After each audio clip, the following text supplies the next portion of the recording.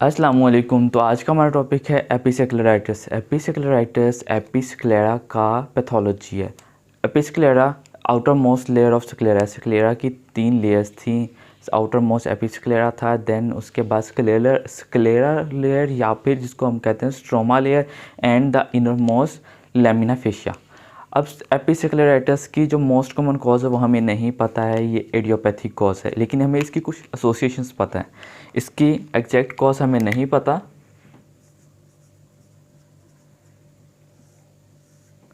लेकिन जो हमें पता है वो ये है, एग्जैक्ट कॉज इसकी अननोन है, आइडियोपैथिक है, लेकिन हमें इसकी कुछ एसोसिएशंस पता है, मतलब किन अदर डिजीज़ में एपिस्क्लेरा होता है। वो क्या एसोसिएशंस हैं? सबसे पहले आपकी बोन्स की डिजीज़ है रूमाटॉइड आर्थराइटिस।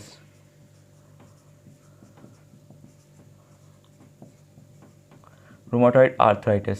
देन आपके पेट की तरफ आ जाते हैं, वहाँ पे इन्फ्लेमेटरी बाउल डिजीज़ मिलेगी, आईबीडी, इन्फ्लेमेटरी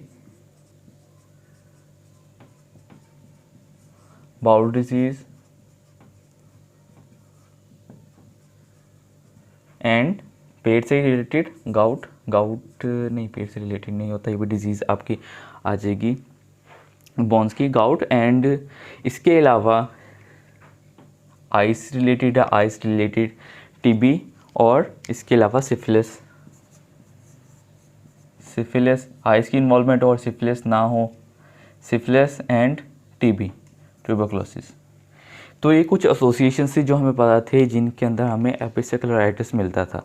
अब एपिसेक्लेराइटिस होता क्या है, इसके कुछ सिम्टम्स आते हैं, तो इसके सिम्टम्स पढ़ लेते हैं अब।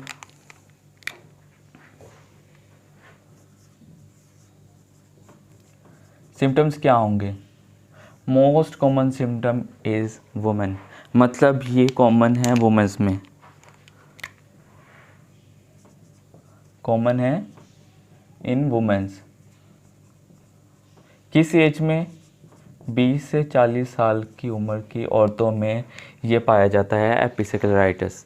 अब इसके सिम्टम्स क्या होंगे? एक तो ये रैपिड ऑनसेट होगा, सेकेंडरी इसके अंदर सिर्फ आपको रेडनेस मिलेगी, वास्कुलाइजेशन मिलेगी, जो एपिस्क्लेरा की वेसल्स हैं वो बल्ज आउट होंगी,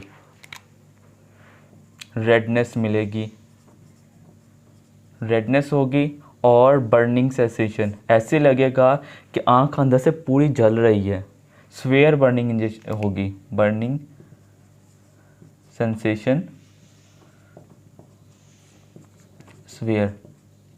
और इसके रैपिड सिम्टम्स आएंगे, मतलब रात को नहीं थे सुबह थे, ऐसे होगा, सडन ऑनसेट होगा, रैपिड ऑनसेट होगा एपिसेक्लेराइटिस। तो ये कुछ कॉमन सिम्टम्स थे। जो सिम्टम्स हैं, इसकी जो एसोसिएशंस हैं इतनी इंपॉर्टेंट नहीं है, जो इंपॉर्टेंट है जो आपने याद रखना है वो है इसकी इन्वेस्टिगेशन, एपिसेक्लेराइटिस की और सेक्लेराइटिस की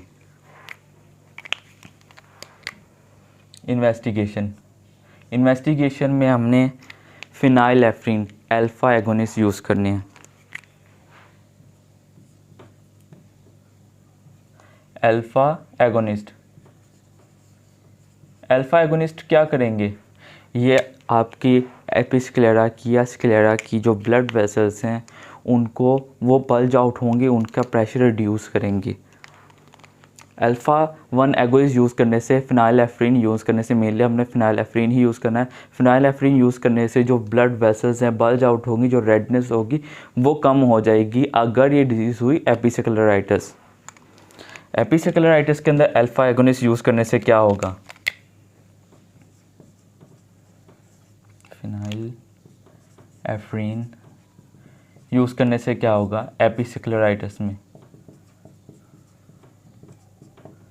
जो बल्जिंग थी वो ख़त्म हो जाएंगी।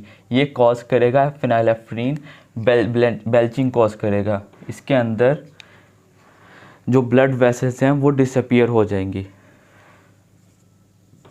ब्लेंचिंग था वर्ड, क्या था?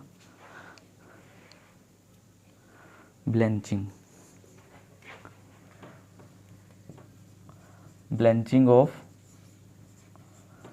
Blood vessels of of sclera वो क्या ब्लेंचिंग हो जाएगी। ब्लेंचिंग का मतलब होता है डिसअपियर हो जाना। इसकी वेसल्स जो हमें रेड रेड दिख रही होंगी वो ख़त्म हो जाएंगी, मतलब ब्लड वेसल्स क्या हो जाएंगी, डिसअपियर हो जाएंगी। लेकिन यही 2-3 सिम्टम्स अगर दिख रहे हैं और ब्लेंचिंग नहीं होगी और डिसअपियर नहीं होता है, अगर ब्लेंचिंग नहीं होगी,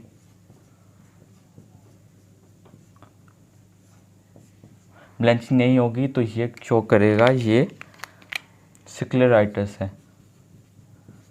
ये पॉइंट बहुत इंपॉर्टेंट है, इन्वेस्टिगेशन बहुत इंपॉर्टेंट है, ये याद रखना है कि ब्लेंचिंग नहीं होगी अगर ये स्क्लेराइटिस है। अगर ब्लेंचिंग हुई तो क्लियर कट है ये क्या है, एपिस्क्लेराइटिस।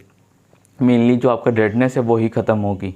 अब इसका ट्रीटमेंट है, ट्रीटमेंट क्या होगा, मेनली अगर इसकी कॉज नहीं पता तो ट्रीट किस चीज़ को करेंगे, सिर्फ सिम्टम्स को ट्रीट करेंगे।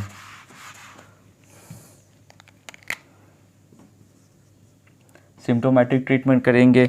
इसके जो सिम्टम्स है 2 हफ्तों के अंदर, 1 से 2 हफ्ते के अंदर, 1 से 2 वीक के अंदर सिम्टम्स खुद ब खुद डिसअपियर हो जाएंगे।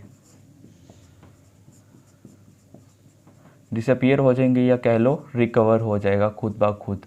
लेकिन सिम्टम्स को कवर करने के लिए आपने यूज़ करना artificial tears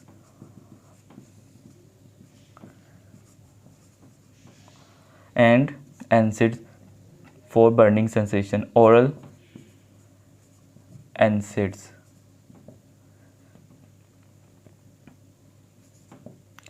oral NSAIDs use करेंगे। तो ये था ट्रीटमेंट एपिस्क्लेराइटिस का। आपने जो याद रखना है वो यही याद रखना है, ब्लेंचिंग याद रखनी है। अगर blood vessels of sclera disappear होते हैं तो वो एपिस्क्लेराइटिस है, अगर डिसअपियर नहीं होते हैं तो वो स्क्लेराइटिस है। बहुत इंपॉर्टेंट इन्वेस्टिगेशन है, आपको एमसीक्यूज़ भी यही पूछा जाएगा। तो ये था एपिस्क्लेराइटिस।